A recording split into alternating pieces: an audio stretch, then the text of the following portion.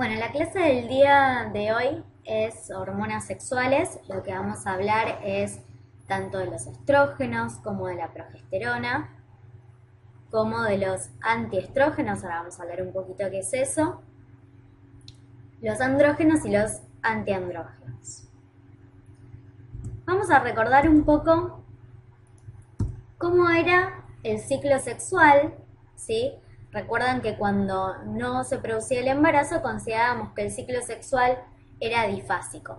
Cuando consideramos inicio del ciclo sexual, lo consideramos el primer día de la menstruación y desde ahí vamos a considerar un ciclo de 28 días, ¿sí? Si recuerdan, el ciclo sexual estaba regulado o modulado por lo que era el eje hipotálamo-hipófiso-gonadal, en donde participaba tanto el hipotálamo como la hipófisis como el ovario.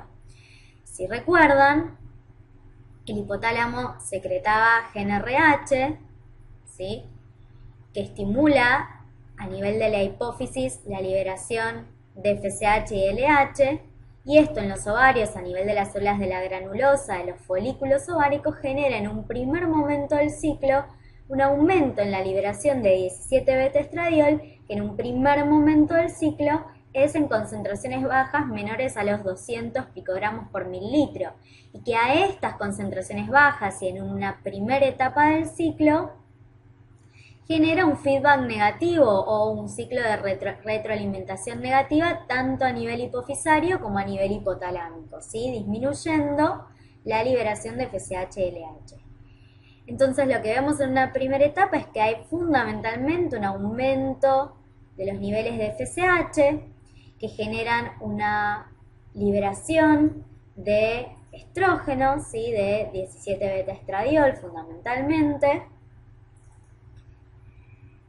pero que a medida que van aumentando las concentraciones de este 17-beta-estradiol, pasamos de un feedback negativo a un feedback positivo. Es decir, que cuando empiezan a aumentar a medida que avanza el ciclo, empiezan a aumentar los niveles de 17-beta-estradiol para hacer concentraciones mayores a 200, 300 picogramos por mililitro.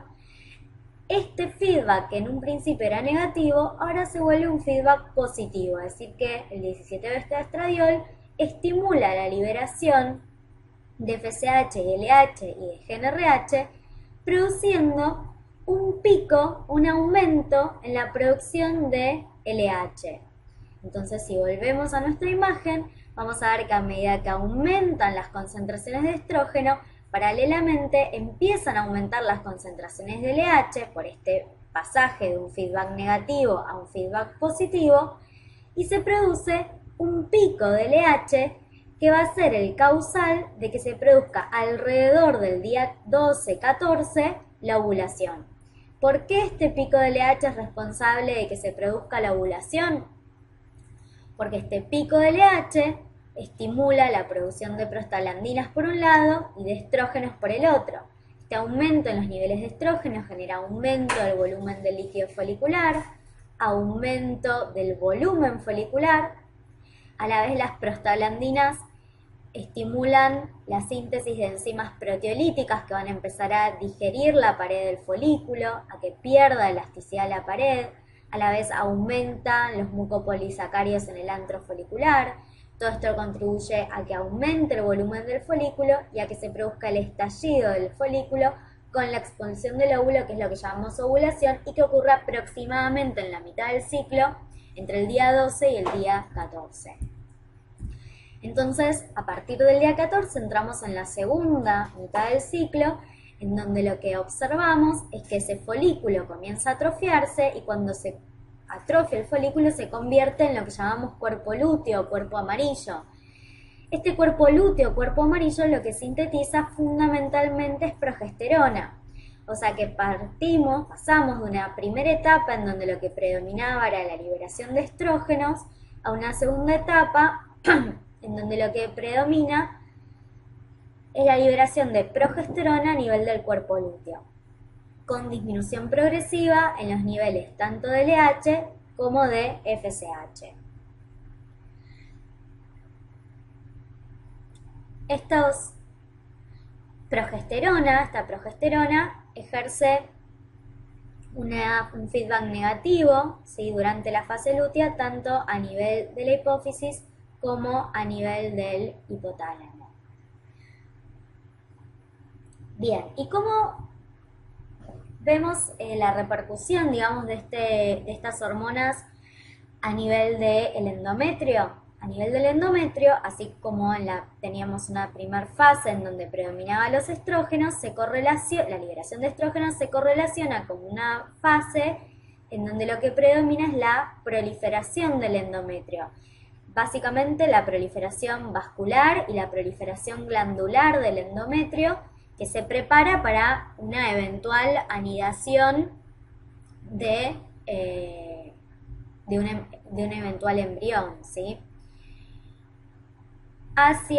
Después, digamos, de la fase 14, del día 14, cuando empiezan a predominar la síntesis de progesterona a nivel del cuerpo lúteo, entramos en una fase de secreción en donde los vasos y las glándulas se vuelven más tortuosas, acumulan glucógeno, acumulan lípidos, las arterias se vuelven espiraladas, y se prepara este endometrio, entonces está listo para la anidación de un embrión. Si no se produce, entonces esta caída de LH y FSH genera el desprendimiento de las arterias y se genera una necrosis cística que en definitiva da lugar a la menstruación. Bien. ¿Cómo es la vía biosintética de los estrógenos y de los progestágenos? Partimos de acetato. El acetato se transforma o se sintetiza en colesterol. A partir de este colesterol se forma pregnenolona, la cual esta pregnenolona irse hacia dos vías biosintéticas, hacia la síntesis de progesterona o hacia la síntesis de 17-alfa hidroxipregnenolona, que en definitiva va a terminar formando dehidroepiandrosterona, androstenediona y testosterona. La androstenediona va hacia la síntesis de estrona, que puede transformarse tanto en estriol como en estradiol. Fíjense que hay una estrecha relación entre la síntesis de andrógenos y la síntesis de estrógenos. Bien. La principal fuente de estrógenos en el ovario en una mujer premenopáusica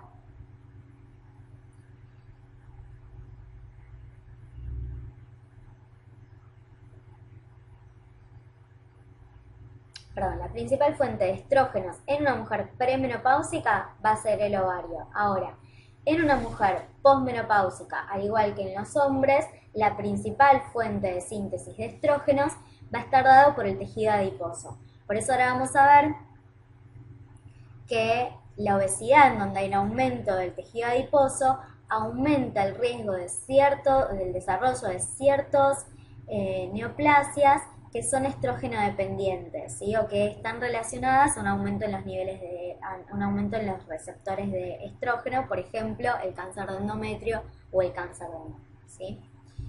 Bien.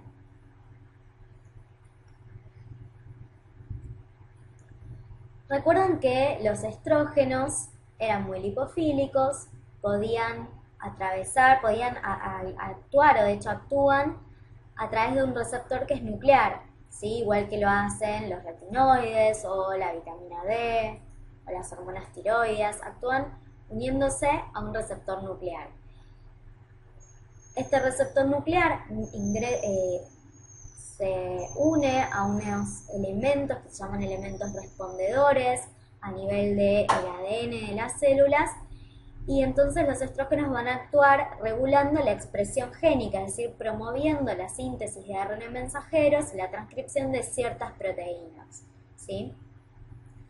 Algo que es importante tener en cuenta es que los estrógenos inducen la síntesis de receptores para progesterona en células de tejidos que son hormonodependientes, O sea que son los mismos estrógenos los que a la vez van a inducir la síntesis de receptores para progesterona. Entonces, tanto los estrógenos naturales como los estrógenos sintéticos, que ahora vamos a ver qué implica que son naturales o que sean sintéticos, favorecen la acción de la progesterona tanto cualitativamente, induciendo la formación de receptores para progesterona, como cuantitativamente promoviendo la fijación de la hormona a su receptor. Entonces, los estrógenos tienen una acción facilitadora de la acción de la progesterona. En cambio, la progesterona tiene una acción antiestrogénica. ¿Por qué? Porque reducen la concentración de receptor estrogénico en el citoplasma, reducen el número de complejos estrógeno-receptor en el núcleo, es decir, que la progesterona modula la acción de los estrógenos y, por ejemplo, evita la hipertrofia endometrial. Ahora lo vamos a entender un poco más, pero vamos a ver que los estrógenos, en una mujer, por ejemplo, que está en tratamiento continuo con estrógenos, los estrógenos generan una hipertrofia, una hiperplasia endometrial que puede manifestarse con metrorragias o con hemorragias anormales, justamente porque no tienen el freno de la progesterona, así que modula, frenando de alguna manera, la acción estrogénica, por esto que veníamos diciendo. Al disminuir la actividad de los estrógenos, la progesterona inhibe la producción de sus propios receptores, ¿sí? Bien. ¿Cómo clasificamos a las hormonas sexuales femeninas? Vamos a clasificarlos en aquellas que tienen estructura esteroidea y aquellos que no tienen estructura esteroidea. Dentro de los que tienen estructura esteroidea tenemos los estrógenos naturales, los sintéticos y semisintéticos y los estrógenos conjugados. Los estrógenos naturales son el 17-beta-estradiol y sus metabolitos, que son el estriol y la estrona. ¿Cuál es el tema de los estrógenos naturales? Ahora vamos a ver que tienen muy mala biodisponibilidad por vía oral. ¿Por qué tienen mala biodisponibilidad por vía oral? Por la presencia de una enzima que las metaboliza tanto a nivel del intestino como en el primer paso hepático. Entonces eso genera, el tener una importante metabolización tanto intestinal como hepática, genera que tengan realmente mala biodisponibilidad por vía oral, y esto da origen a que se generen estrógenos sintéticos y semisintéticos que son más resistentes a la metabolización hepática y que por lo tanto puedan administrarse por vía oral, dado que van a tener mayor biodisponibilidad. Y son el caso del etinilestradiol, el mestranol o el quinestrol. Aquellos que tienen estructura no esteroidea, un ejemplo es el dietilestilbestrol. ¿Cuáles son las acciones farmacológicas de los estrógenos? Vamos a hablar de acciones específicas. Por ejemplo, a nivel de los genitales y de la mama, siempre decimos que los estrógenos producen hiperemia, hipertrofia e hiperplasia, ¿sí? A nivel de los genitales y a nivel de la mama. Y esto es en parte lo que permite también el desarrollo de los caracteres sexuales femeninos, ¿sí? A nivel del endometrio, ¿se acuerdan que recién hablamos de que producen también hiperemia, hipertrofia e hiperplasia, favoreciendo la proliferación glandular y la proliferación vascular? Por eso de ahí la primera etapa del ciclo sexual bifásico, en donde predominan los estrógenos, que es una etapa proliferativa justamente por este efecto a nivel del endometrio. Vamos a ver que a nivel del miometrio aumentan la turgencia y el tamaño del miometrio y producen upregulation de receptores para oxitocina, y una upregulation heteróloga aumentando la densidad de receptores para oxitocina. Y ahora vamos a ver que la oxitocina favorece la contracción del miometrio y es fundamental para el desarrollo o para el buen desarrollo de un trabajo de parto normal.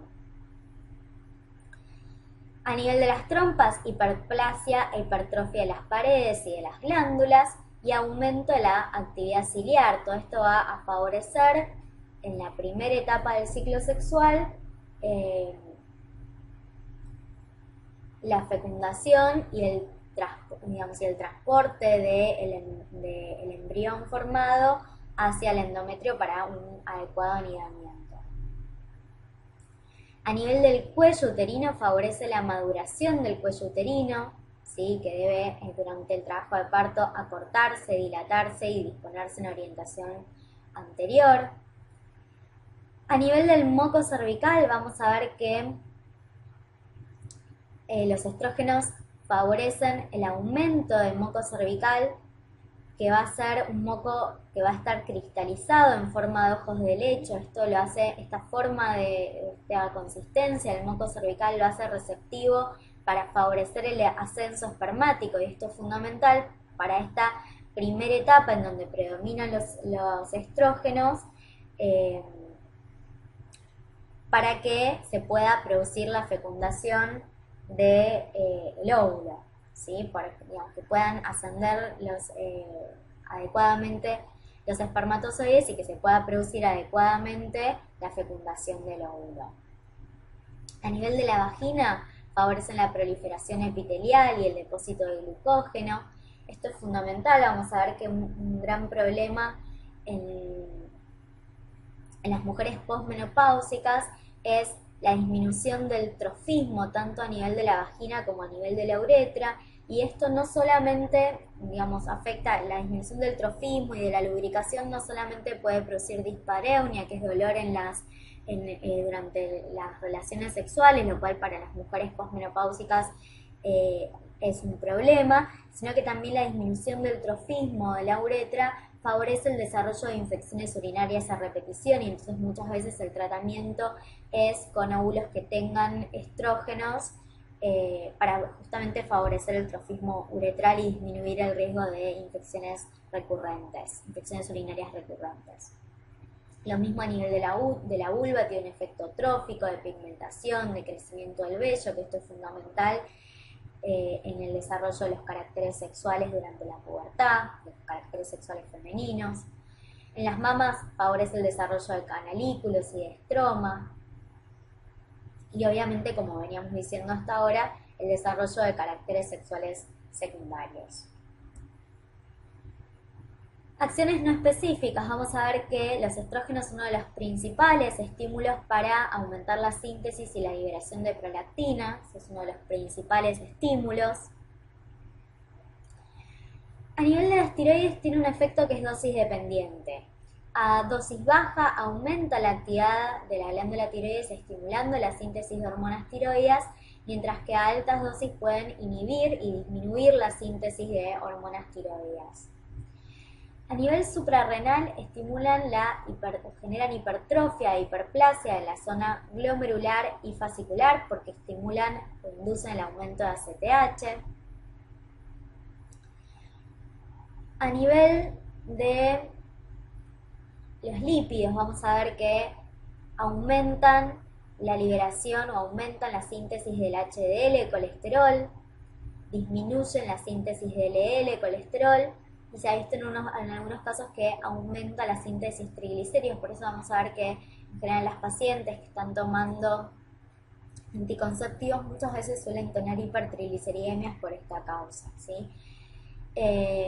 Algo que es importante es que alteran la composición de bilis, aumentan la saturación de bilis con colesterol, y esto puede llevar, sobre todo en pacientes que están en terapia de reemplazo o de sustitución con estrógenos, al desarrollo de colelitiasis, ¿sí?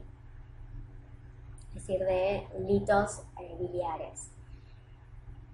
A nivel de los hidratos de carbono se vio que con dosis altas y sostenidas puede disminuir la tolerancia a la glucosa, ¿sí? Bien.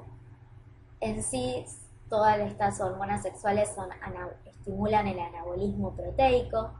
Algo que es fundamental es la retención hídrica, que esto se veía mucho con los anticonceptivos más viejos, que eran anticonceptivos que tenían altas dosis de estrógenos. Ahora vamos a ver que los anticonceptivos más nuevos o de última generación tienen dosis muy bajas, tanto de estrógenos como de gestágenos.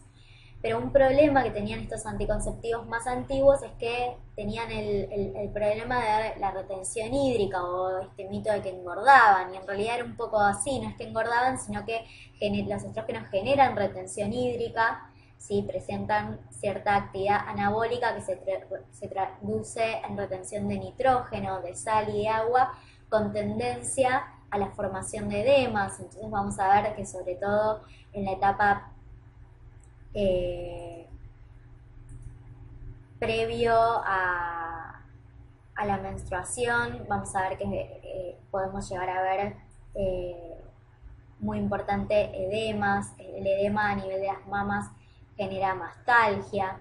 Entonces esto vamos a ver que es algo muy característico y era algo característico de ver sobre todo con estos anticonceptivos viejos que yo les digo que tenían dosis altas de estrógenos. A nivel del tejido óseo, y esto es fundamental, los estrógenos generan un balance positivo sobre la masa ósea. Fíjense que en la etapa premenopáusica los estrógenos bloquean la actividad de citoquinas que están implicadas en la resorción ósea. Entonces hay una disminución en la resorción ósea y un balance positivo sobre la masa ósea. Y este es el motivo por el cual las mujeres posmenopáusicas, uno de los grandes problemas que tienen es que la disminución de los estrógenos genera que haya un aumento en la resorción ósea y el desarrollo de osteopenias y eventualmente de osteoporosis, con el riesgo de fracturas espontáneas, ¿sí? Es decir, fracturas fracturas por caída desde la propia altura, o aplastamiento de vértebras y fracturas espontáneas. Eso es característico en las mujeres posmenopáusicas y que muchas veces requiere, por ejemplo, el tratamiento o la terapia sustitutiva. Igual vamos a ver que lo van a ver más adelante, que para la osteopenia y la osteoporosis tienen otros tratamientos alternativos más allá de lo estrogénico, digamos. Algo que es fundamental es que además los estrógenos estimulan la fusión epifisaria y regulan el crecimiento ponderal, y esto es clave durante el desarrollo de la pubertad, ¿sí? En general vamos a ver que una vez que las mujeres tienen su primera menstruación o tienen lo que se llama su menarca, el crecimiento, el aumento de tamaño, de talla que tienen posterior a su menarca es relativamente poco, se crecen exponencialmente previo a eso. En la etapa premenopáusica, el estrógeno bloquea la actividad, eso ya lo dijimos, y a nivel de la coagulación favorecen la síntesis de varios factores de la coagulación, como el factor 2, el factor 7, el factor 9, el factor 10, el plasminógeno, y disminuyen la actividad de antitrombinas. O sea que vamos a ver que aumentan las vías de la coagulación y la fibrinolisis, y un desbalance entre ellas genera una predisposición a sufrir enfermedades tromboembólicas, ¿sí? Vamos a ver que ya de por sí el embarazo, en donde hay un aumento en los niveles de estrógeno, predispone a las mujeres embarazadas a hacer eventos tromboembólicos. Las mujeres que tienen terapia de reemplazo hormonal o anticonceptivos con alta dosis tienen mayor riesgo de hacer eventos tromboembólicos, justamente por este efecto de favorecer la coagulación que tienen los estrógenos. Y de hecho, una de las contraindicaciones para el uso de anticonceptivos hormonales, que ahora lo vamos a ver, es el haber tenido el antecedente de un evento tromboembólico, como puede ser una trombosis venosa profunda o un TEP, ¿sí? Un tromboembolismo pulmonar. Entonces, esa es una de las contraindicaciones más importantes, justamente porque los estrógenos per se aumentan el riesgo de eventos tromboembólicos, ¿sí? Que esto se puede llegar a ver, por ejemplo, con ACV en mujeres jóvenes, ¿sí? Que se ha reportado algunos casos de mujeres que estando en tratamiento con anticonceptivos hacían ACVs. Bien. A dosis estrictamente sustitutivas, como las que se usan en el tratamiento del hipogonadismo o en la menopausia, los estrógenos tienen un efecto beneficioso sobre el aparato cardiovascular. Esto es fundamental. Las mujeres premenopáusicas, se dice que los estrógenos tienen un efecto protector cardiovascular.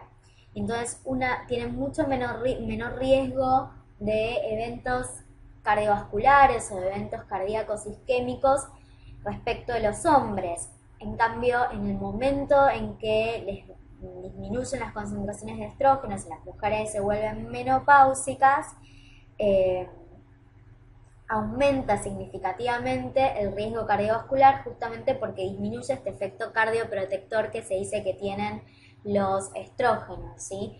Y lo mismo pasa, como veíamos recién, con las mujeres que están en tratamiento sustitutivo, ¿sí? Vamos a ver que lo que hacen los estrógenos es elevar el colesterol HDL, y si bien también elevan los triglicéridos, bajan el colesterol LDL y la lipoproteína alfa. Entonces, la elevación del HDL, la disminución del colesterol LDL y de la lipoproteína alfa tiene un efecto, digamos, cardioprotector.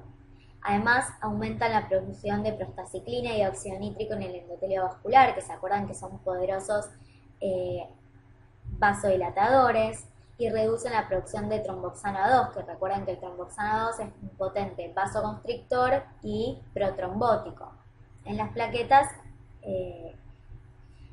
y reduce la producción de endotelina. Los estrógenos en mujeres posmenopáusicas mejoran la sensibilidad a la insulina y previenen la elevación del fibrinógeno y del factor inhibidor de la activación de plasmina, pero también bajan la antitrombina 3 y elevan los factores 7 y 10, lo que los hace neutros desde el punto de vista de la coagulación en las posmenopáusicas. Bien, respecto a la farmacocinética. Respecto a la farmacocinética, como recién decíamos, los estrógenos que son naturales, ¿sí?, como la estrona o el estriol, tienen baja biodisponibilidad por vía oral, ¿sí?, dado la presencia de esta enzima, que es la 17-beta hidroxiesteroide deshidrogenasa a nivel intestinal y a nivel hepático, que metaboliza disminuyendo la biodisponibilidad oral de estos estrógenos naturales, ¿sí?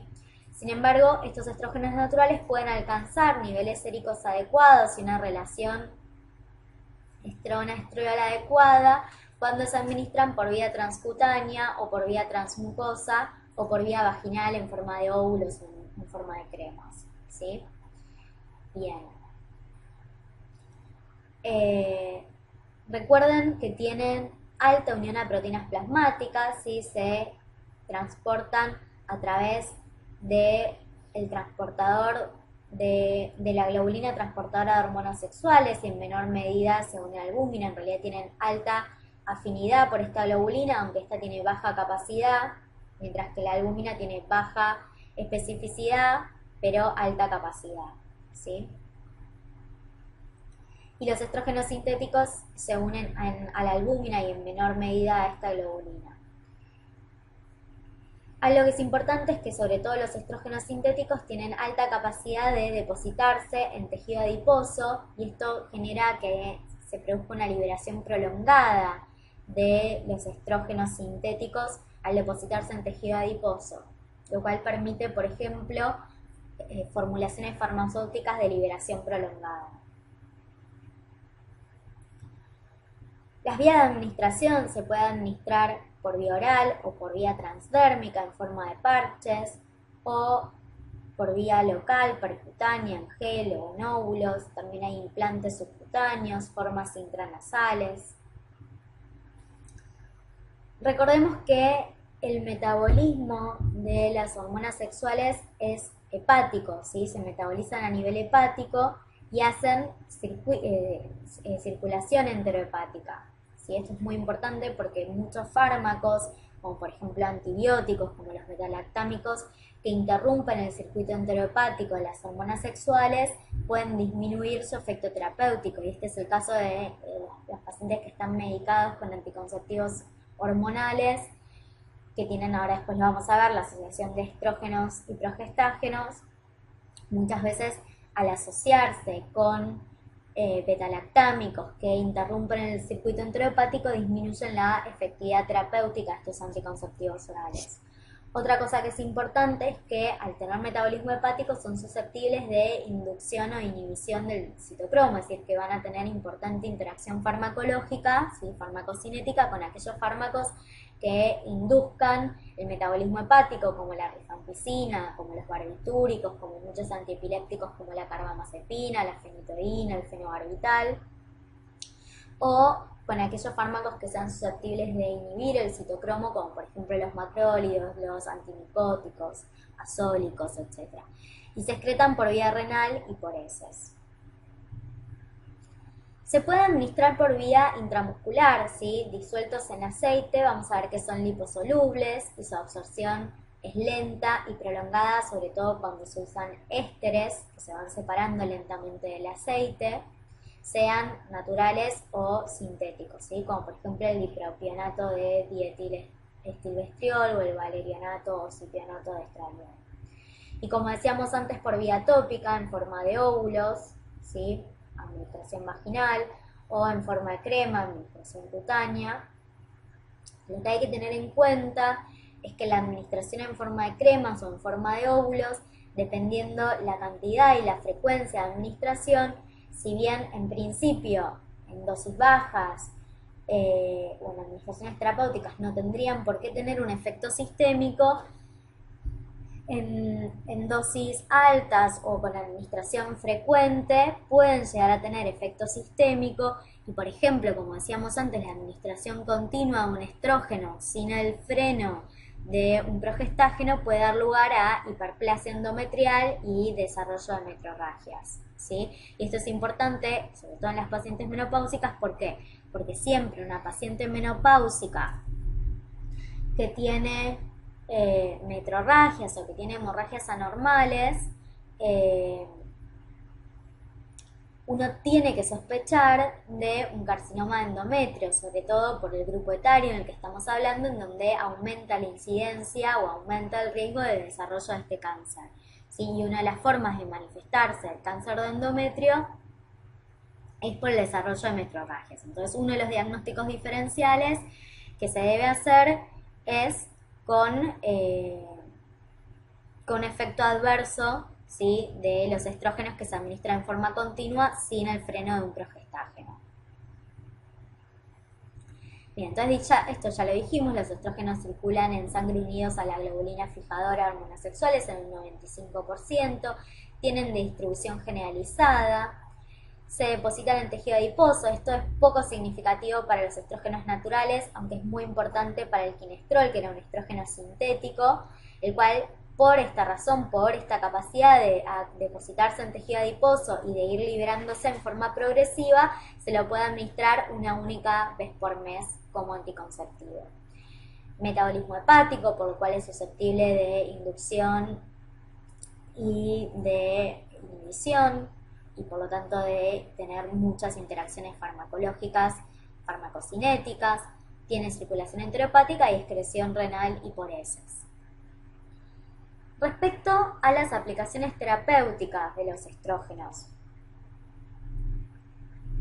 una de las aplicaciones terapéuticas es en la insuficiencia ovárica que cursa con deficiencia estrogénica.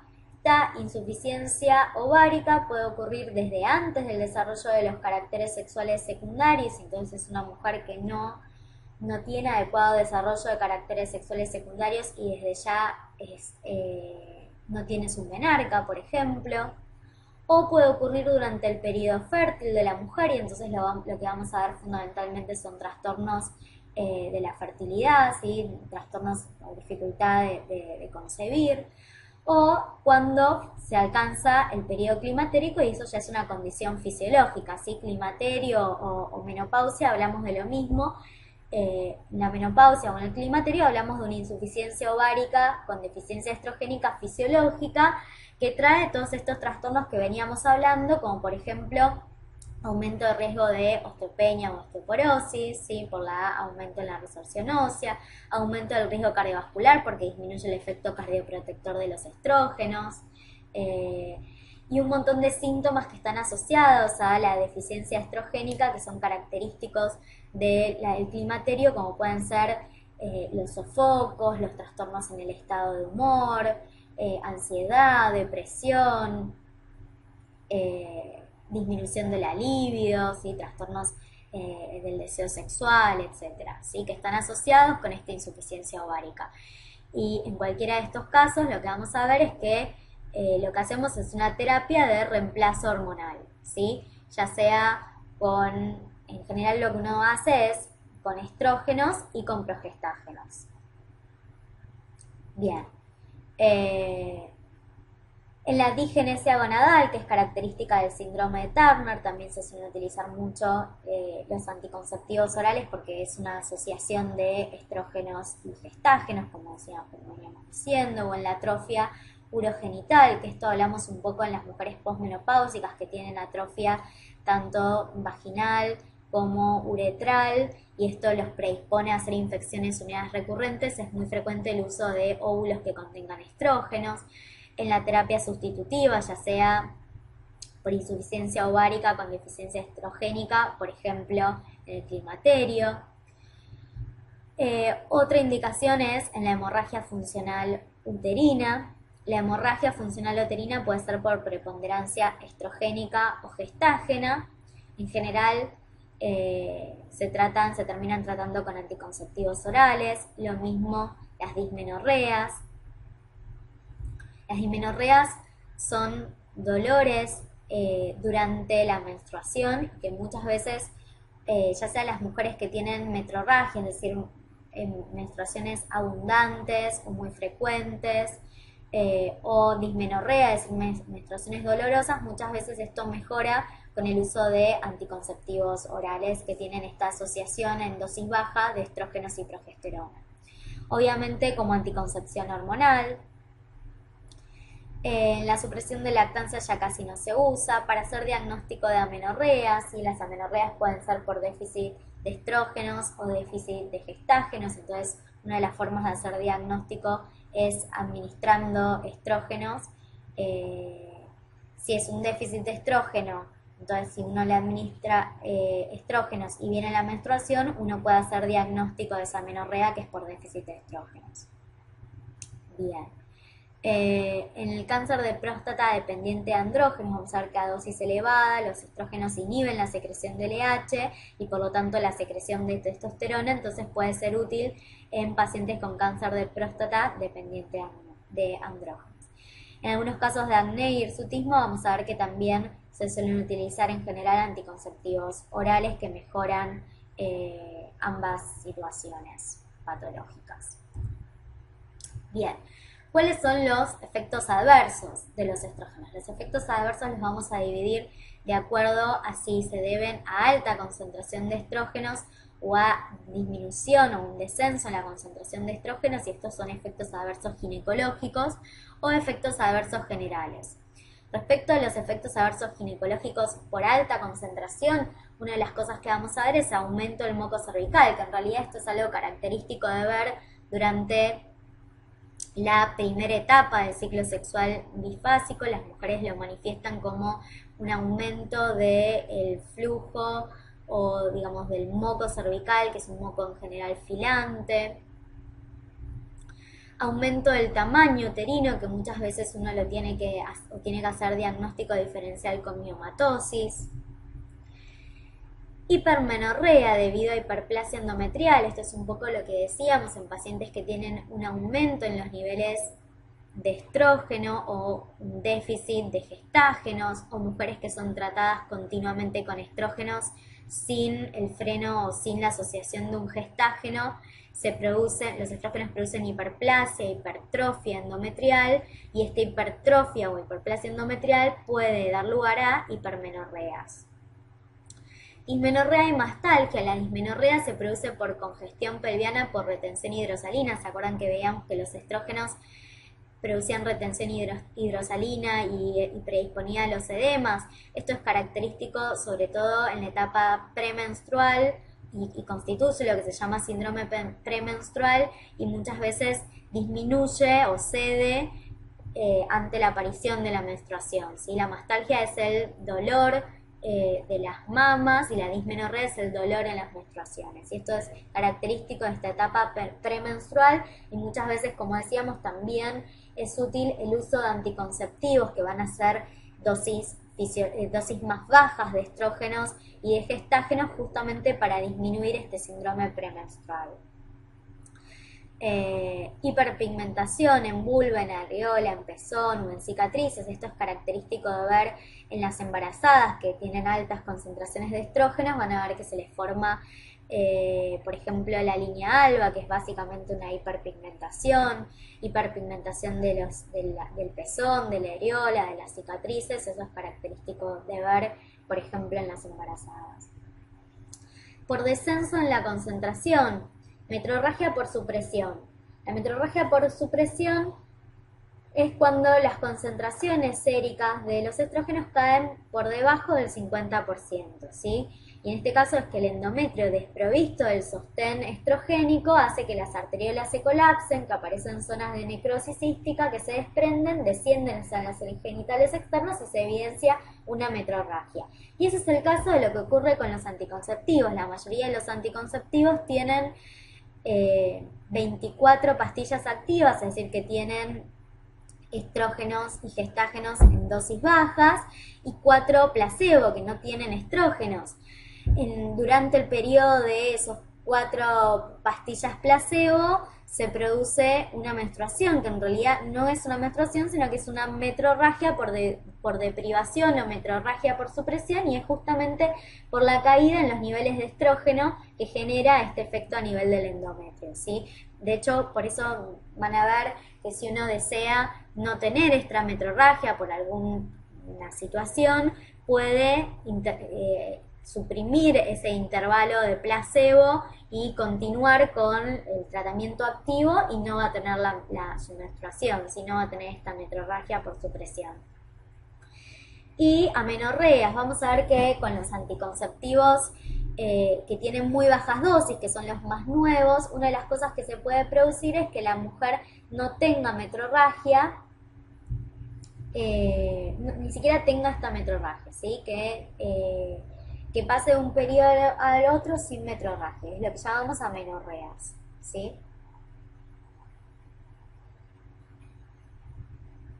Esto podemos llegar a verlos, y es por concentraciones muy bajas de estrógenos, ¿sí? Que esto muchas veces cuando la mujer no tiene amenorreas, y esto es bastante poco fisiológico, se cambia a un anticonceptivo que tenga una dosis un poquito mayor de estrógenos y de gestágenos, para que pueda tener su metrorragia por supresión normalmente.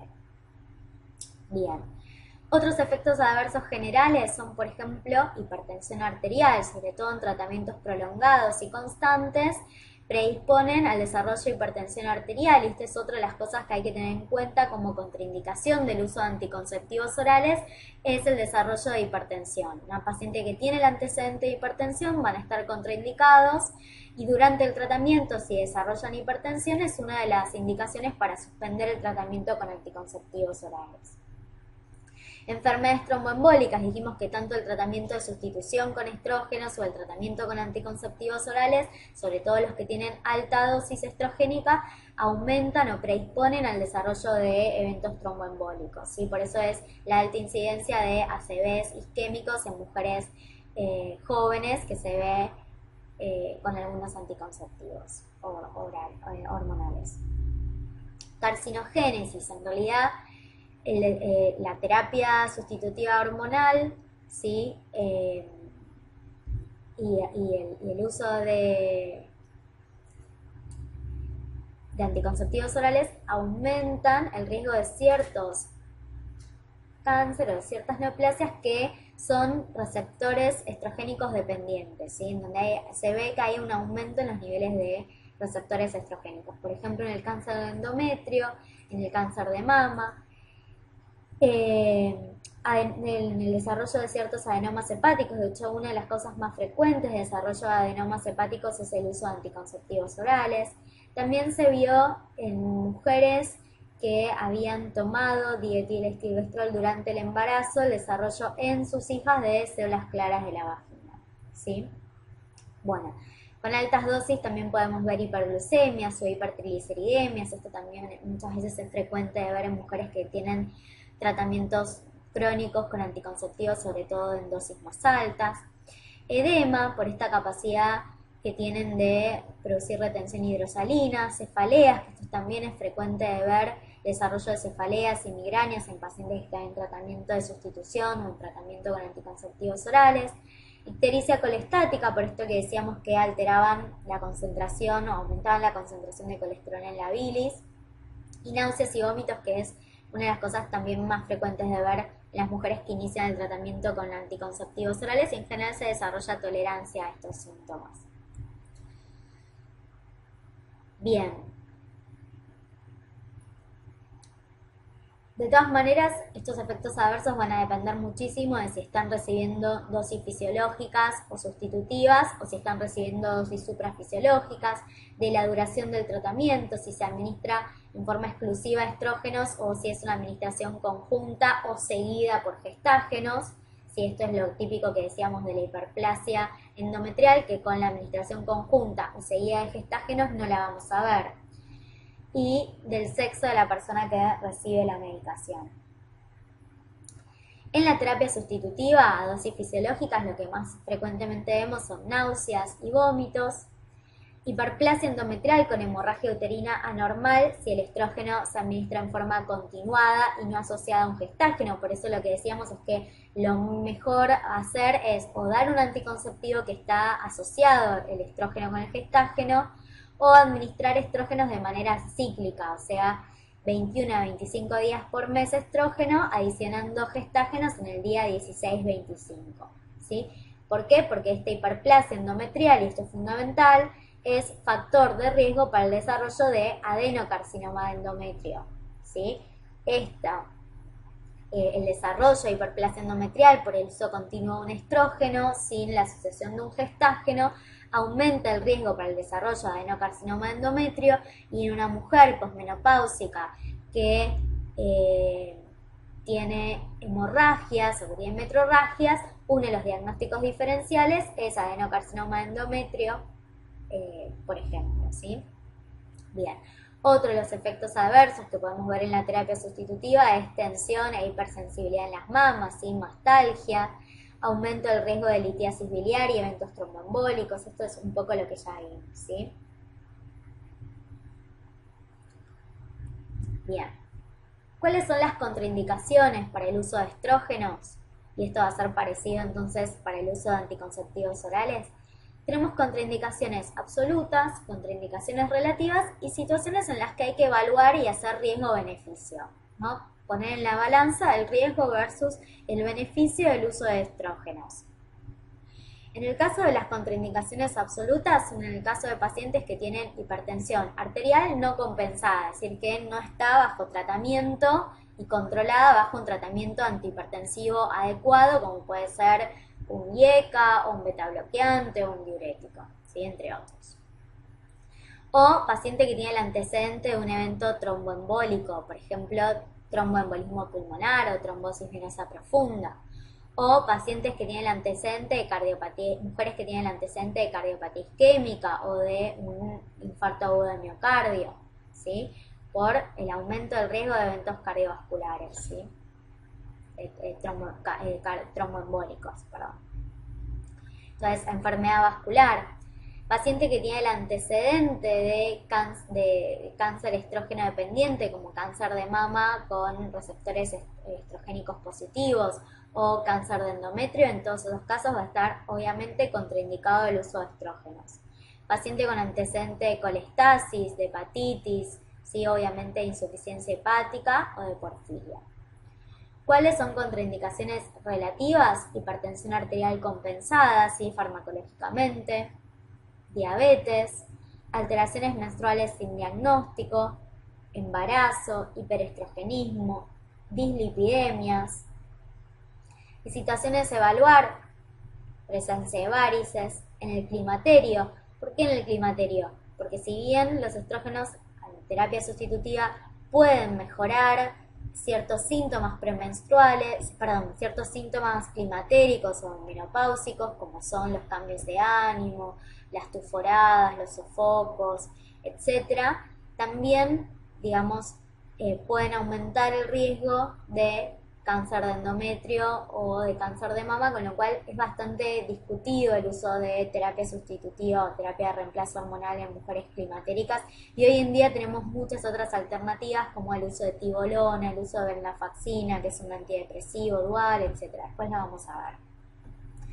En tabaquismo, ¿sí? En general las mujeres que están en tratamiento hormonal con estrógenos o con anticonceptivos se trata de que la mujer no fume porque esto aumenta muchísimo más el riesgo de eventos tromboembólicos, ¿sí? Bien, entre otros. ¿En qué casos está indicada la suspensión inmediata de la medicación? Pacientes que suelen sufrir de migrañas o que hacen un evento de hipertensión, que digamos desarrollan hipertensión arterial o hacen una emergencia hipertensiva o una crisis hipertensiva. Desarrollo obviamente de alteraciones neurológicas o visuales, pacientes que hacen amenorreas persistentes, obviamente paciente que hace ictericia o que tiene alergia o hipersensibilidad a los estrógenos, paciente que hace un evento tromboembólico, ¿sí? Ya sea una trombosis venosa profunda o un tromboembolismo pulmonar o un infarto de miocardio o un accidente cerebrovascular isquémico, ¿sí? Etcétera. Bien. Moduladores selectivos de los receptores estrogénicos.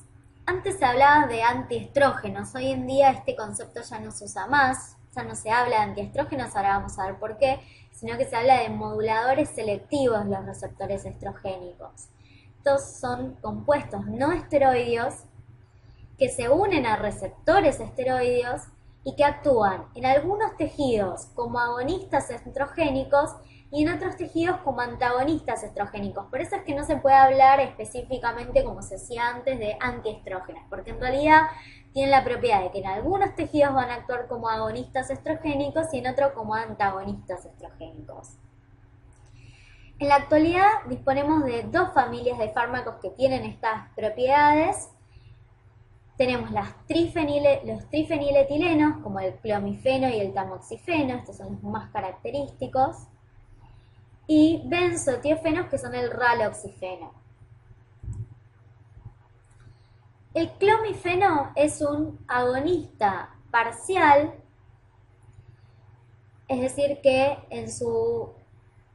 cuando tiene la estructura estrogénica cis tiene una actividad de antiestrógeno y como trans tiene una actividad estrogénica, ¿sí? ¿Qué es lo que hace básicamente? Ejerce un efecto antagónico, es decir, de competición con el estradiol a nivel de los receptores hipotalámicos, ¿sí?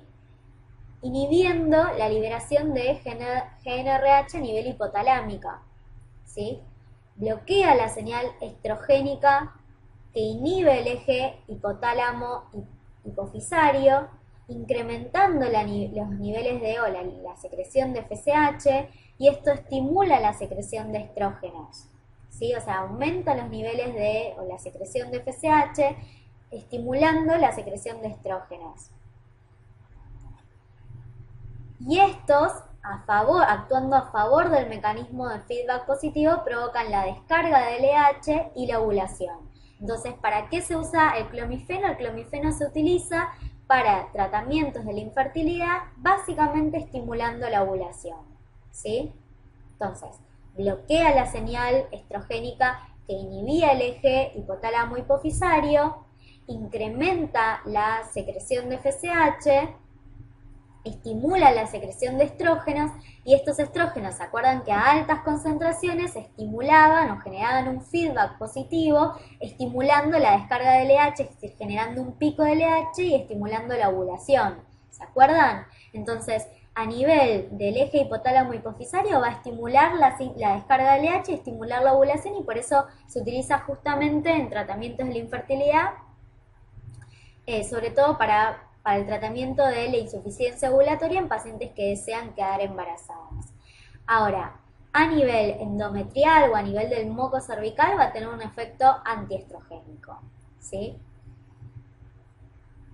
Bien. ¿Cuáles son los efectos adversos?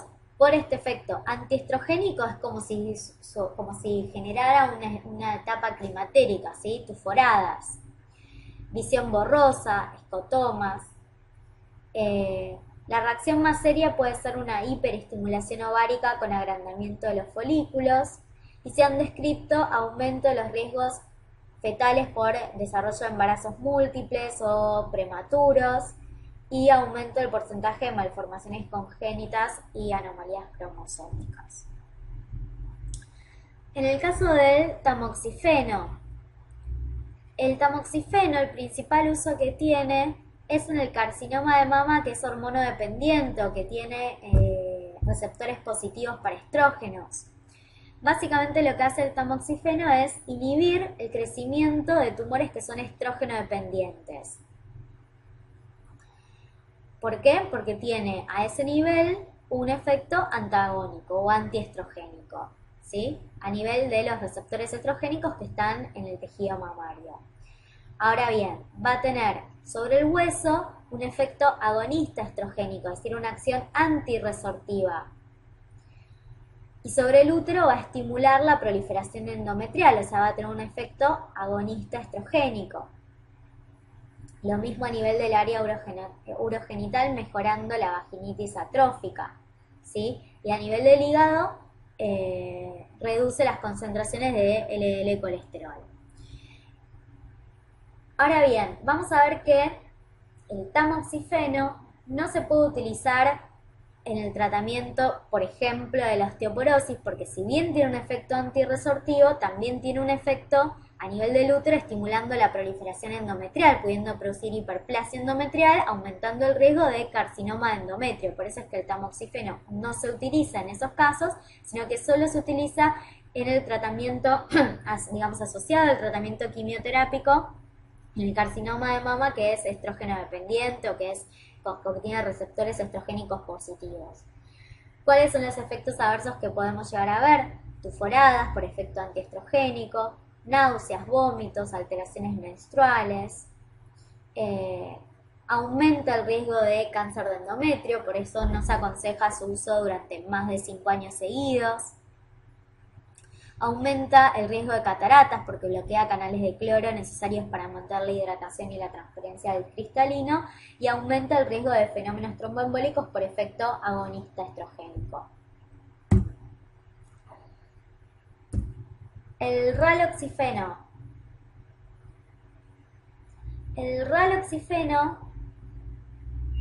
ejerce efectos antagonistas estrogénicos sobre la mama, por lo que posee actividad antiproliferativa, y muestra efectos agonistas sobre el hueso, induciendo efectos positivos sobre el modelado óseo, es decir, tiene un efecto antirresorción ósea, aumentando la masa ósea. Y se comporta como agonista por su capacidad de reducir el colesterol total y el LDL sin afectar ni colesterol HDL ni a los triglicéridos. ¿Para qué se utilizaba el raloxifeno? Ahora ya no se utiliza tanto. Era para el tratamiento y prevención de la osteoporosis en mujeres posmenopáusicas por esta capacidad de tener un efecto antirresorción ósea o efectos positivos sobre el modelado óseo, ¿sí? Y reducción del riesgo de cáncer de mama en mujeres posmenopáusicas con osteoporosis. La advertencia que hay que hacer con el uso de raloxifeno es que se ha visto aumento de riesgo de tromboembolismo venoso y de muerte por accidentes cerebrovasculares. Por eso es que hoy en día para el tratamiento de la osteoporosis tenemos muchas otras alternativas terapéuticas previas al uso de raloxifeno, que las van a ver más adelante, ¿sí? Fundamentalmente por el alto riesgo de eventos adversos de este tipo, ¿sí? Aumento el riesgo de eventos tromboembólicos y de muerte por accidente cerebrovascular. Por eso hoy en día el raloxifeno prácticamente no se usa. El danazol se utiliza muchísimo en la endometriosis o en la pubertad precoz. Es un derivado de la etiltestosterona. Es un agonista androgénico y agonista parcial del receptor de progesterona. La acción farmacológica que tiene es de inhibir la secreción de GnRH a nivel hipotalámico y de gonadotrofinas, FSH y LH a nivel hipofisario, y disminuir la síntesis de estrógenos a nivel del ovario. Esto suprime la menstruación y la ovulación y provoca regresión de la mucosa endometrial y vaginal. Entonces, en las pacientes que tienen endometriosis, que es focos de endometrio ectópico, puede ser una alternativa, ¿sí? O en las pacientes que tienen pubertad precoz, al disminuir la secreción o al inhibir el eje hipotálamo hipofisario y disminuir la síntesis de estrógenos en el ovario, puede detener de alguna manera el desarrollo de la pubertad y favorecer sobre todo el crecimiento, de talla, ¿sí? Bien, que recuerden que los estrógenos estimulan el cierre de las hipófisis y detienen el crecimiento. Entonces, en la pubertad precoz, una de las formas de tratar es inhibiendo el eje hipotálamo hipofisario, por ejemplo, con danazol. También se utilizan anticonceptivos orales muchas veces. Bien, inhibidores de la aromatasa. La aromatasa cataboliza la transformación de andrógenos en estrógenos. Entonces, los inhibidores de la aromatasa reducen de manera muy significativa los niveles de estrógenos endógenos. Entonces, ¿en qué casos usamos inhibidores de la aromatasa? En todos aquellos cánceres de mama, estrógeno dependiente, ¿sí? Es decir, que tienen receptores estrogénicos positivos en mujeres posmenopáusicas, ¿sí? Porque entonces, al inhibir a la aromatasa, reducimos los niveles de estrógenos endógenos. Como ya son mujeres posmenopáusicas, no vamos a ver, digamos, no podríamos, lo que quiero decir es que los inhibidores de aromatasa no los podríamos usar en mujeres premenopáusicas, ¿sí? Con cáncer de mama, estrógeno dependiente, en mujeres premenopáusicas, porque tendríamos muchísimos efectos adversos, estaríamos generando una menopausia precoz a una mujer en edad fértil, por ejemplo. Entonces, se utiliza en mujeres posmenopáusicas. Bien. Respecto a los progestágenos, acá también vamos a tener la clasificación de progestágenos naturales y sintéticos, ¿sí? Los progestágenos naturales son la progesterona y la 17-alfa-hidroxiprogesterona, y los sintéticos son todos aquellos derivados de la 17-hidroxiprogesterona, como son el acetato de medroxiprogesterona, el caproato de hidroxiprogesterona, el acetato de clormadiona y el caproato de gesterona. Y después tenemos los derivados de la 19-nortestosterona, que son el acetato de noretisterona, la noretisterona, el norgestrel, el linestrenol y el levonorgestrel. Tanto la noretisterona como el levonorgestrel son los que más se utilizan dentro de estos gestágenos, ¿sí?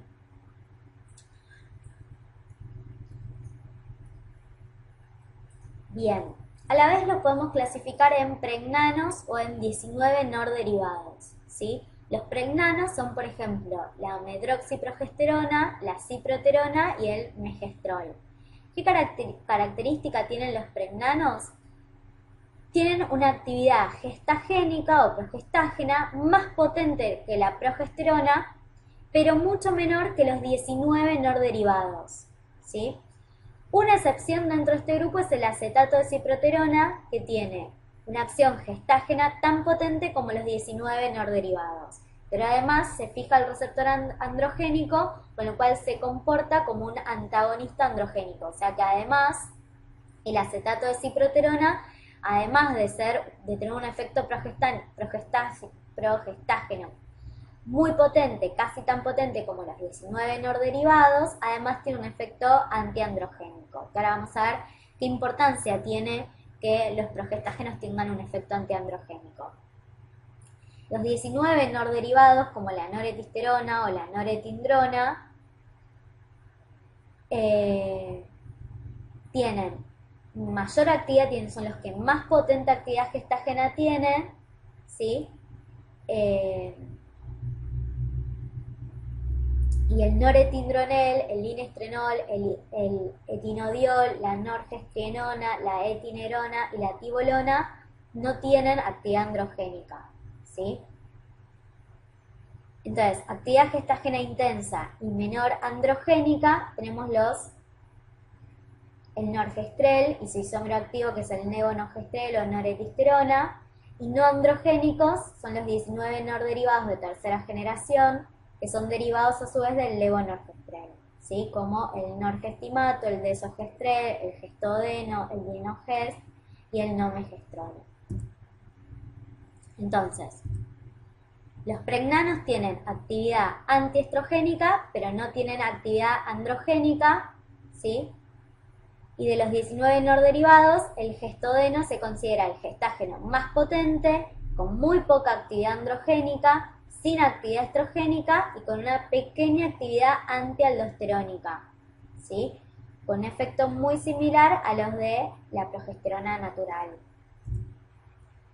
El norgestrel presenta buena actividad gestágena y poderosa acción antiestrogénica y androgénica. El norestimato y el desogestrel tienen muy poca actividad androgénica. Eso es como para poder diferenciar un poco los distintos gestágenos, ¿sí? Entonces acá van a tener un cuadrito en donde clasifican a los gestágenos de acuerdo a la potencia en cuanto a transformación endometrial, a su actividad estrogénica, a su actividad antiestrogénica, a su actividad androgénica, a su actividad antiandrogénica, a su actividad glucocorticoide y a su actividad antimineralocorticoide. El gestodeno, la drospirenona, vamos a ver que es uno de los gestágenos más nuevos que están en los últimos anticonceptivos, tiene una actividad antimineralocorticoide similar a la progesterona natural, ¿sí? Y esto hace que uno de los problemas que tenían los anticonceptivos orales, sobre todo los de más alta dosis, era que por acción de los estrógenos retenían líquido y producían retención hidrosalina y edema y aumento de peso, lo cual muchas veces generaba que los pacientes los discontinúen su uso o que no quieran iniciar su uso. La asociación de estos estrógenos con drospirenona con actividad antimineralocorticoide disminuye la retención hidrosalina, disminuye por lo tanto el riesgo de aumento de peso. Y esto es lo que vemos en los nuevos anticonceptivos que tienen drospirenona, ¿sí? Como por ejemplo, bueno, son los más nuevos, ¿sí?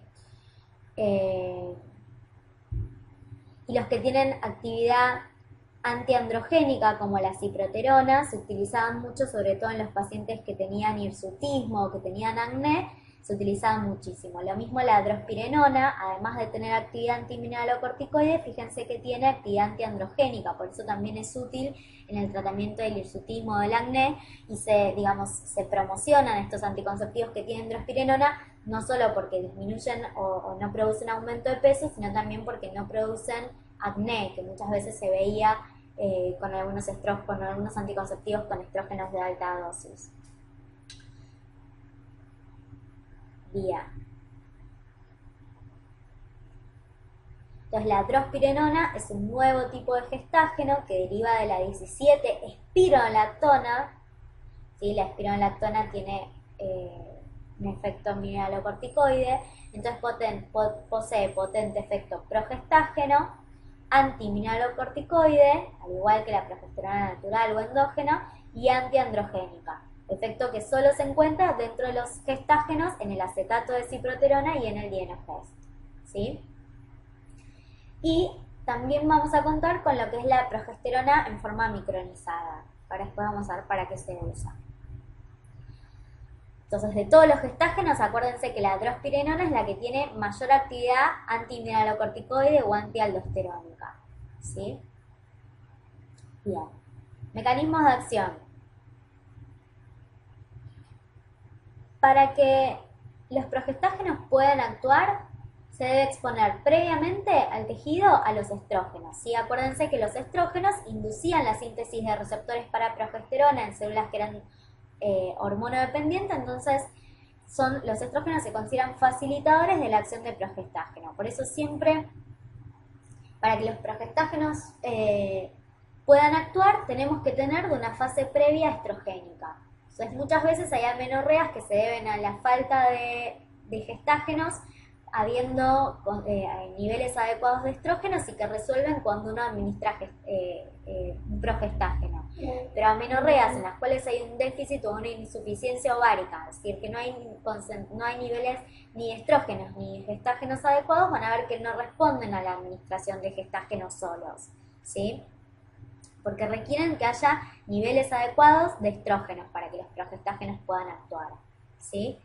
Y de hecho, cuando vemos lo que es la fase o el ciclo sexual bifásico normal, siempre previo a la etapa lútea en donde predomina la progesterona, va a haber una fase previa donde predominan los estrógenos que generan esto, el upregulation o el aumento en la síntesis de receptores para progesterona para que ésta pueda actuar. Y ya habíamos dicho que los progestágenos modulaban o modificaban la acción de los estrógenos, disminuyendo la concentración de receptores estrogénicos, disminuyendo la concentración de complejo estrógeno receptor y estimulando y evitando la estimulación y el desarrollo excesivo resultante de un estímulo constante estrogénico. Y esto es lo que llamamos el freno progestágeno. Bien, ¿cuáles son las principales acciones fisiológicas? En el nivel del endometrio ya vimos que favorecían el engrosamiento glandular, el aumento en la secreción glandular, que las glándulas se vuelvan tortuosas, aumentaban en su longitud, aumentaba su actividad secretoria, los vasos se tornaban espiralados, ¿sí? Y esto favorecía un eventual anidamiento de un embrión. A nivel del miometrio, los progestágenos favorecen la relajación muscular, entonces vamos a ver que es fundamental, por ejemplo, en las mujeres embarazadas que tienen contracciones o que tienen amenaza de aborto, ¿sí? O contracciones durante el transcurso de su embarazo, uno de los tratamientos que se hace, además de indicarle reposo, es indicarle progesterona o indicarle progestágeno justamente para disminuir estas contracciones y evitar una amenaza de aborto, ¿sí?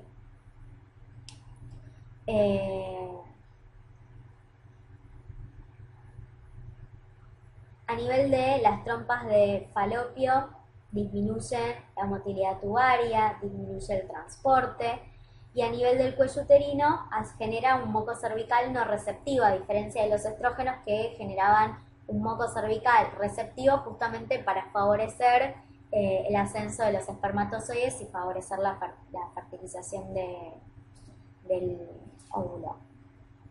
A nivel de la glándula mamaria favorece el desarrollo de acinos y la síntesis y secreción de calostro. Esto es fundamental porque prepara a la mujer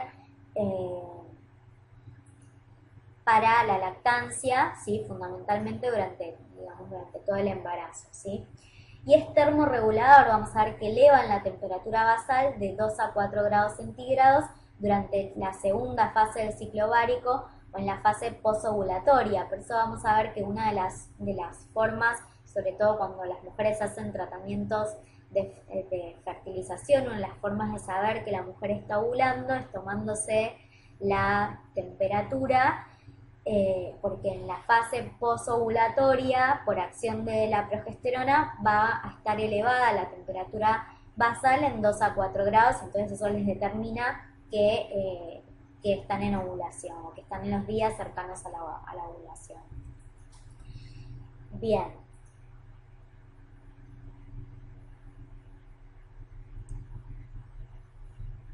A nivel del sistema endocrino metabólico, acuérdense que por feedback negativo a nivel del eje hipotálamo hipófiso gonadal disminuyen la secreción de gonadotrofinas, disminuyen la maduración folicular. De acuerdo al tipo de gestágenos van a ver que algunos, como dijimos antes, pueden tener acción androgénica y otros antiandrogénica. Algunos, por ejemplo, los noresteroides pueden tener efecto hiperglucemiante. Y depende, por ejemplo, en la fase lútea pueden disminuir el LDL colesterol en un 10 a un 25%, ¿sí? Y en el resto de los casos, en general, tienden a aumentar el LDL y aumentar el riesgo de aterosclerosis o producir dislipemia, lo mismo que pasaba con los estrógenos, y por eso es una de las contraindicaciones para el uso de anticonceptivos, contraindicaciones relativas en los pacientes que tienen dislipidemia, ¿sí? Bien. La progesterona, al igual que como vimos con los estrógenos naturales, no tiene actividad por vía oral, ¿sí? En general, la progesterona natural se emplea como solución oleosa por vía intramuscular, una vida media de 27 a 45 minutos. Tiene alta unión a proteínas, también se transporta por la globulina fijadora de hormonas sexuales, aunque también puede ser transportada por la albúmina y la transportina. El metabolismo es hepático, hay un 30% de metabolismo que es extrahepático. La eliminación, al igual que los estrógenos, es renal y por eso es con circulación enterohepática.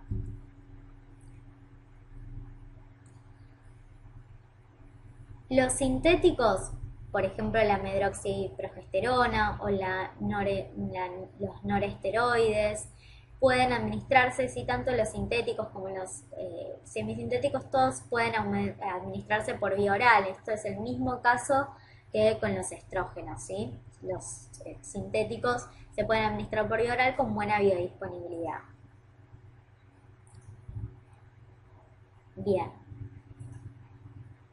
¿Cuáles son las aplicaciones terapéuticas? En diversas situaciones en las que es preciso utilizar estrógenos, es necesario completar el tratamiento con gestágenos porque veíamos que el tratamiento continuo con estrógenos podía producir hiperplasia endometrial y hemorragia funcional uterina. Entonces, y aumentando el riesgo de carcinoma de endometrio, entonces de adenocarcinoma de endometrio. Entonces es fundamental en esos casos siempre o hacer el tratamiento combinado de estrógeno con gestágeno o hacer el tratamiento cíclico alternando entre estrógenos y gestágenos, ¿sí? Bien. Entonces hay muchas hemorragias funcionales uterinas que son justamente por un déficit de gestágenos, entonces hay que administrar gestágenos para evitar esta hemorragia funcional o que es debido a la hiperplasia endometrial por la hiperestimulación estrogénica. Las dismenorreas y las mastalgias, lo mismo que veíamos con los estrógenos, con muchas veces el uso de anticonceptivos que contengan gestágenos disminuye este síndrome premenstrual que se caracterizaba por dismenorreas y mastalgias, ¿sí? Siempre uno debería intentar primero el tratamiento con analgésicos antiinflamatorios, pero si no se ve con esto, una alternativa es el uso de anticonceptivos que tengan estrógenos y gestágenos. Lo mismo en la endometriosis, se puede utilizar también gestágenos. Los gestágenos son útiles en los casos en que el aborto se debe a una insuficiencia lútea, ¿sí? Es decir, en que hay un déficit de síntesis endógena o por el cuerpo lúteo de progestágenos, ¿sí? De progesterona, aunque puede resultar peligroso si la administración de gestágenos se prolonga y actúa sobre el embrión. Y obviamente como anticoncepción.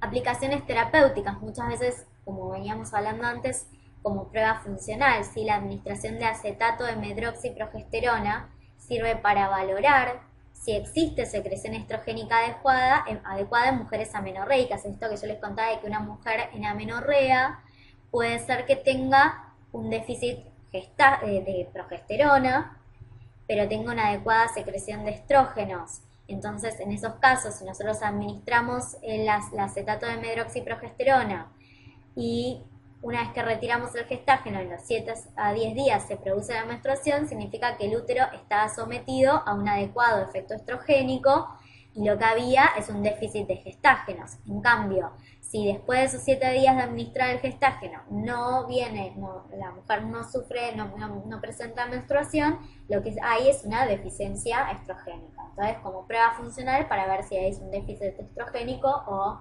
progestágeno. O el tratamiento de los trastornos resultantes de la menopausia natural o quirúrgica para prevenir la osteoporosis en los estados de deficiencia estrogénica. Podemos utilizar anticonceptivos orales o tibolona, que ahora después vamos a ver qué es. Bueno, respecto de los efectos adversos, también los dividimos en ginecológicos y generales, y los ginecológicos, por aumento de la concentración plasmática, podemos ver mastalgias, hipomenorreas. Por disminución de la concentración plasmática podemos ver metrorragias, spotting. Y generales es parecido con los estrógenos, ¿sí? Náuseas, vómitos, ictericia colestásica. Con concentraciones altas podemos ver acné e hirsutismo, sobre todo con aquellos que tienen efecto androgénico, aunque no lo vamos a ver con los que tienen efecto antiandrogénico. Aumento de peso con los que no tienen efecto antimineralocorticoide, justamente este aumento de peso o este aumento en la reabsorción de retención hidrosalina lo podemos evitar con los gestágenos que son que tienen un efecto antimineralocorticoide, como por ejemplo la drospirenona, ¿sí?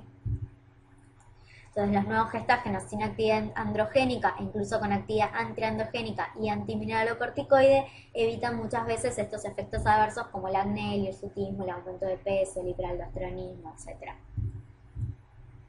Bien. ¿Cuándo están contraindicados? Obviamente en las adolescentes sin madurez del eje hipotálamo hipófiso gonadal no vamos a indicar un gestágeno. Metrorragias o alteraciones del ciclo sin diagnosticar. Esto vale tanto para estrógenos como para progesterona. Siempre que haya una metrorragia o alguna alteración en el ciclo, ya sea una menorrea, una oligomenorrea, siempre antes de indicar un tratamiento es necesario hacer un diagnóstico si se debe a un déficit de estrógeno o un déficit de gestágeno, a ver, digamos, a qué nivel se da el problema, o si es un problema gonadal, o si es hipofisario, o si es un problema hipotalámico, si es un problema de hipersecreción de prolactina, etcétera, ¿sí? Lo mismo en los atrasos menstruales, siempre hay que descartar un embarazo antes, en cualquier amenorrea siempre hay que descartar un embarazo antes de iniciar cualquier tratamiento o prueba funcional con gestágeno, lo que sea, siempre hay que descartar embarazo. Y obviamente lo mismo con los estrógenos, antecedentes de hepatitis, colestasis o insuficiencia hepática siempre van a estar contraindicados, tanto los estrógenos como la progesterona. Bien. La progesterona tiene distintas dosis de acuerdo a si, por ejemplo, lo que queremos es transformar un endometrio proliferado en un endometrio secretor, damos una dosis de secreción.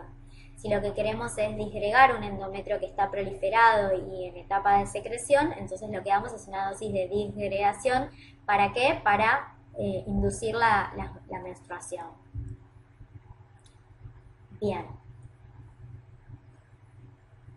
Esto lo vamos a pasar, lo van a ver ustedes. El misoprostol. El misoprostol lo van a ver sobre todo en fármaco 2. Es un análogo sintético de la prostaglandina E1 que produce contracciones en el útero gravídico y maduración del cuello uterino.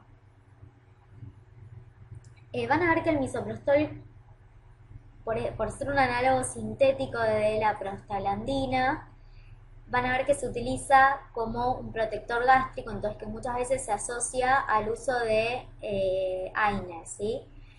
Y una de las contraindicaciones que tiene es el uso en embarazo, justamente porque produce contracciones en el útero gravídico y maduración del cuello uterino, pudiendo desencadenar un trabajo de parto o producir un aborto espontáneo, ¿sí? Entonces, esta es una de las contraindicaciones.